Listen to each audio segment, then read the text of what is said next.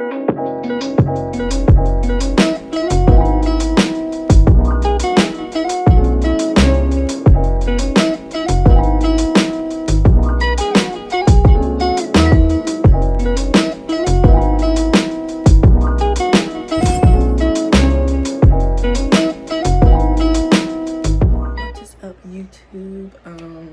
This is my second YouTube video. My first one got deleted due to personal reasons, but I would probably redo the video and upload it and stuff. But if you did watch the video, you will see that I had said I was going to do my labor and delivery story. I was supposed to do it like Mother's Day weekend and stuff, but I didn't have my hair done. But now I got my hair done, y'all. Okay, so I'm gonna do my labor and delivery story today while my son is sleeping. As you can see, he was watching Puppy Dog Pals. Alright, please comment, subscribe, like, all that. If you got questions, feel free to ask and stuff. I'm gonna get right into the video because it's pretty long. Start when I was 36 weeks. When I turned 36 weeks, that's usually when you're supposed to do your service checks and stuff like that. I didn't do mine when I was 36 weeks because I was personally scared, because everybody's like, oh, it hurt. So I was like, nah, I'll wait.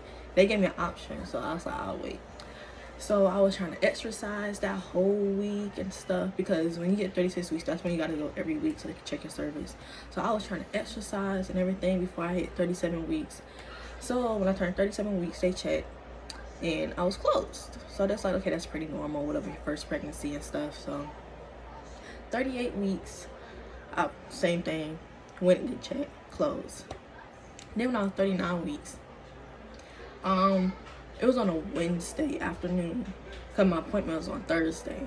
So 39 weeks, I was using the bathroom, and it just, after I got done using the bathroom, I stood up, I was wiping and stuff, and then, you know, like a gush of water came out. So I'm just like, I called my mom, I was like, Mom, I think my water broke or whatever. She's just like, okay, well, if you start contracting or something, or like, let me know if you start contracting and stuff. We were about to get ready to go to Burlington, I think. So I was like, okay, because I want to labor at home as much as possible. I didn't want to like rush to the hospital and they send me back because I'm not far along and whatever, and I don't want to stay up there too long. So I'm just, okay, I'm waiting to contract, whatever. But I never contracted. I was not feeling anything and nothing was happening. It just felt normal. So, and I was like, okay. So I'm sitting here waiting or whatever. My appointment was the next day. So that whole night I wasn't feeling no contractions or whatever. So I'm like, okay, maybe I kind of peed on myself. That's what I thought. Like, maybe it was a little bit of pee that I didn't get out and it just came out or something. He pushed in my bladder or something.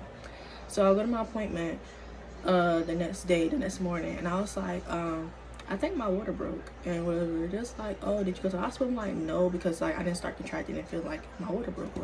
They're just like, oh, you probably should go to the hospital. Then something happens, makes you go to the hospital, whatever. So they checked to see if it was my water, and they said it wasn't. And I was just like, are you sure? I'm like, I'm pretty sure I didn't pee on myself, but it was like, no, your water didn't break. It was probably just some pee or something. So I'm like, okay, whatever. So then my son was due on that following Tuesday, on August 13th, but he wasn't here. And oh yeah, when I was 39, they also checked my service again, and it was still closed. Like, it wasn't open, not even a little bit. So my son was due the following Tuesday on the 13th. He didn't come. So on the 15th, I had an appointment that Thursday, and they was checking me again, and they was like, you're still not open or whatever. And at this point, I'm like 40 weeks and 2 days. So they're like, your service still not open or whatever. And I was going to ask for an ultrasound to see, like, okay, is anything going wrong or whatever. But they had ordered me to do one anyways. So I'm doing the ultrasound, the lady's looking or whatever. And, like, we were talking, and then out of nowhere, like, she kind of got quiet. And I'm like, okay, what's going on or whatever. But they're not really allowed to say anything. So they told me I was done. They told me and my boyfriend to wait in a room. And we're just sitting there. We was sitting there for like a long time. It was like 30-45 minutes, I feel. And then they called us back. The OB had called me back to a room. But when I walked to the room, I heard her on the phone. She's like, yeah, I have this patient, Lashina, this and that, whatever. So I'm just like, what the heck? So we go to the room, and she's like, yeah, during the ultrasound, they seen that the sac level, the fluid level, the water level in my stomach was at like a 1.5, and it's supposed to be at a 5. And I'm like, that's because I told them my water broke, and my water never broke. But the thing is, like, I never contracted everything. My cervix, I don't know what was wrong, but like, my cervix just wouldn't open. So I don't know, my son was ready to come out, but I mean, my cervix wasn't opening. So it was like, you need to go to the hospital right now, and you need to go get induced. I called them, they waiting on you or whatever. And I'm just like, okay. And like, I was calm, but like, it didn't really hit me like, okay, I gotta go have my baby right now. Like, I wasn't prepared at all, because I'm used to going to my appointments early in the morning, going home, going back to sleep. So it's like, I was like, dang, I'm not prepared at all. I don't have my bag or anything. So I'm going straight to the hospital because it's down the street. And I called my mom. I think my mom was, I don't think she was at work that day, because she works at the place, but I don't think she was there that day. And I was like, I gotta go to the hospital. I gotta get induced or whatever. So she's gonna meet me there. My boyfriend going. So I go to the hospital, get checked or whatever, and they get me in a room doing all this. They try to do my IV and take blood, but for some reason my veins are always hard to find. So they had to stick me like 5 times. I was just like, and I'm scared of needles. So I'm just like, oh my God. So they finally get it done. They had to call a specialist in to actually do my IV and all that. But they did all that or whatever. And then the lady came. They had to induce me. They checked my cervix, and I still wasn't open, like, at all. So they had to induce me. So they used the catheter, the Foley catheter thing, and stuck it in there, which was very uncomfortable. But it's like the size of a shoestring, but it was still very uncomfortable. Like anything on your cervix is kind of uncomfortable. So they stuck it in there, whatever. So I'm just sitting here. I was feeling some contractions. They just felt like small period cramps and stuff. And then like the thing kept going off, like the buzzing thing, because I guess every time I moved or something, then the baby monitor, you couldn't check his heart rate or something. But then out of nowhere, it was like not even an hour, then like I just seen like a whole bunch of nurses and the doctor came in, they rushing in, and they turned me on my side. I'm like, what's going on? It was like, your baby, every time you contract, your baby heart rate is going down. And it was like, it got to like, his heart rate got to like 70. Baby's heart rate is supposed to be like 150 up there in that area, or like 160, 170 or something. So his heart rate dropped completely. He was going into stress with me every time I contracted, because for the simple fact that my cervix wasn't opening and I was contracting. He's trying to come down and he have nowhere to go, so he was losing oxygen. So they was like, okay, we're gonna have to possibly give you a C-section. You're gonna have to go do the C-section, emergency C-section or whatever. So they took the catheter out, they checked me again, and even with the Foley catheter thing, my cervix still did not open. So they trying to get me ready or whatever to go to the area to get the C-section. I'm kind of scared, because like I never really had surgery before, and then like the thought of getting cut open and stuff, it was just scary. I always wanted to give birth naturally, and like, if you're like me, when I was pregnant, I was on YouTube all the time looking at videos of labor and delivery stuff, and like, I never crossed my mind, okay, I'm gonna have to get a C-section. I always looked at people having birth vaginally, whatever, but like I can't say this, like every birth story is not the same at all. Like, don't go in there with a plan, because it's gonna be unexpected. You don't know what to expect. So it's like, that's one advice I can give. Do not go to labor with a certain plan or your mindset on doing certain things, because it depends on your body and the baby, like at that point. So I'm getting ready to go do the put my thing on. I gotta put the hat on or whatever, the cap, and go to the C-section area.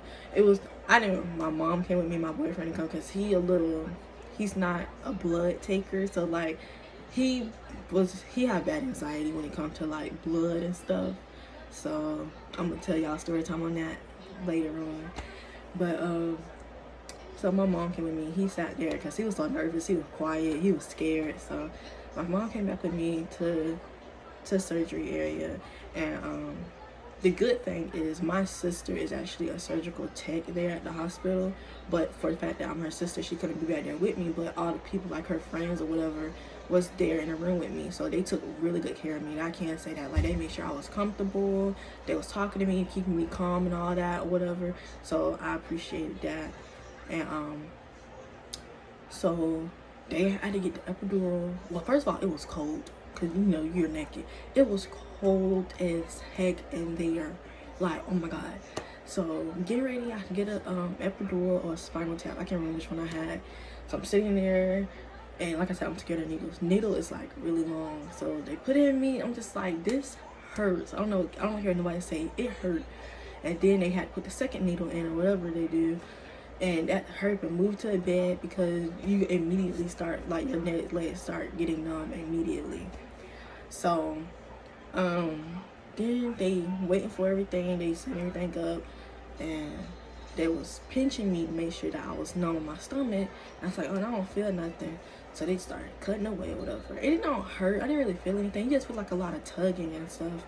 And when it was getting ready to, like, taking the baby out, that process takes like 5 minutes. And hold up, I think he's waking up. Yeah, look who woke up. Okay, so they were getting ready to cut me open. Taking the baby out doesn't really take a long time. Take like 5-7 minutes. And they'll cut me open, and when you do that, it's like you feel a whole bunch of pressure, like, on your chest, like somebody's pushing on your chest. So they was like, all right, you're gonna feel a lot of pressure. And they pulled him out or whatever, and he was crying or whatever. He had lost so much weight because I had no fluid, I had no water. And then, like, so, like, my placenta had died out, so he didn't eat for like a week in my stomach, and he lost a lot of weight, because during my pregnancy I was really big. And like during my pregnancy I was really big with him. Like, they were like, oh, he's gonna be bigger, like, than the average baby. Like, he was longer than the average baby, he was fatter or whatever. Well, they can't really tell he was fat, but they could tell he was gonna be big. He was really long. But they were expecting him to be at least like 8 pounds, at least 8.5 pounds or something like that. But he didn't eat for like a week, so he lost a lot of weight. So they weighed him, he was only 5 pounds 7 ounces. And looking at me, he was only 5 pounds 7 ounces. So I was like, dang, like, I felt bad, because I told them my water broke, and when they checked, they said it wasn't my water. So that really kind of confusing to me, because it's like, y'all was supposed to know if my water broke or not. And I'm pretty sure that was my water breaking, but like, I didn't start contracting or anything, and then my cervix wasn't opening, so like, I really couldn't tell. But yeah, it was crazy. They patched me up and stuff. That took like 40 minutes maybe to sew me back up, put everything back together. And I was in so much pain after, like, the numbness and stuff wore off. I was in so much pain. And we were like, my stomach would not like go down. It was like, why is my stomach still big? Like, I was pregnant. So I do an x-ray and kind of find out I had an obstruction in my stomach. So like, I couldn't use the bathroom and stuff. So like, the lady had to come in like 3 times a day and like push on my stomach. When I tell y'all, that was the worst pain ever. Like, I would cry immediately, because like, it hurt so bad. Like, they have to push down my stomach all the way down, and it was just horrible. I had to hold my boyfriend in the nurse hand. I had to squeeze it, because it was that painful. So that was, I would say that was the worst. But it was crazy. I had to stay in the hospital for at least, I think I had to stay for like 5 days. Yeah, I didn't get out till like either Sunday night or Monday morning, I'm not sure. But my boyfriend was so supportive. Like, I had to call him and get to use the bathroom. He had to walk me to the bathroom. He helped change my bed padding and everything. Like, he was like so supportive. He was there day and night. He stayed with me the whole time. Like, I think he had to eventually go back to work, because he took off a week, and I never had the baby. So like, he only had a couple more days left. He went back to work, but he'll still come back, stay the night with me at the hospital and stuff. But it was very crazy. I was not expecting to have a C-section. I was looking at all these videos that vaginal birth are preparing, like I'm gonna push and this and that, but it didn't work out. But I mean, I'm still happy because he's healthy. He was completely healthy, like nothing was wrong with him. He was completely healthy, and he was ready. He was discharged to go like a day or two before I was, but he still stayed in the hospital with me. But yeah, since he was so small, he had to do like a diabetes test. I think that's what it was. They had to shoot him in his foot like every couple hours and check his blood sugar to make sure he was okay. And then we had to do a car seat check to make sure that he was big enough to fit in the car seat so we can go home and stuff. But other than that, like, he was completely healthy. He was fine. I did breastfeed for a while, but eventually I got sick or something happened. They put me on medication, and I couldn't breastfeed anymore because the medication was not good for him. But I would say like the after pain and the recovery was worse than anything, because like I couldn't walk. So I had to use a walker and a walk. Like it hurt to sit down. I had to sleep in the living room in a reclining chair for like the first week because I couldn't lay down. But yeah, it was crazy. But I must say, like, I want another child, maybe like when he's at least 5. But I was like, I'm scared because I don't want to have to go through another C-section. But they said I might be able to do vaginal. It depends. I don't know.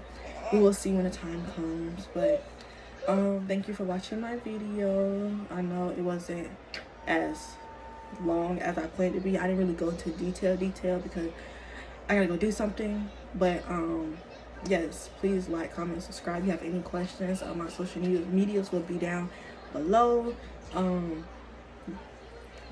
What are you doing? But yes, feel free to ask me anything. And I just want to share my experience because I know everybody's experience is different, but it's still good to watch other people's experience to see kind of what to expect. But I mean, but yeah, I didn't know what to expect, so that's why I was watching all these YouTube videos. But some of the stories, like, everybody kind of have the same story, but then again they don't.